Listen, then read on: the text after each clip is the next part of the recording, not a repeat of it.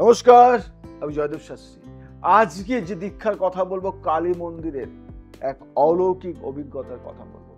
এক রাতে এক শিষ্যা কালী মন্দিরে দীক্ষা নিতে এলেন। গুরু তাকে বললেন, আজ তুমি মৃত্যুর মতো অভিজ্ঞতা পাবে, কারণ দীক্ষা মানে পুরনো অহংকারের মৃত্যু। গুরু তার কানে কালী মন্ত্র দিলেন।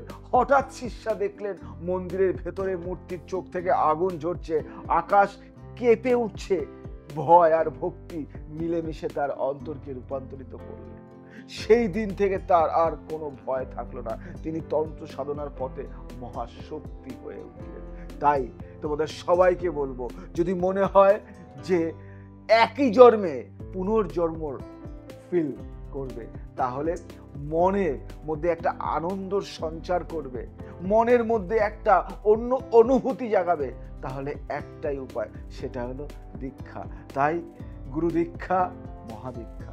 আর এই মধ্যমগ্রাম সারদাপল্লী 51 কালীবাড়িতে মহালয়ের দিনে এক মহাদীক্ষার আয়োজন করা হয়েছে। যারা দীক্ষা নেবে মন থেকে, তারা আজই নাম নথিভুক্ত করো। দীক্ষার আয়োজন হয়েছে এবং সেখানে তোমার উপস্থিতি একান্তই কাম্য। নমস্কার।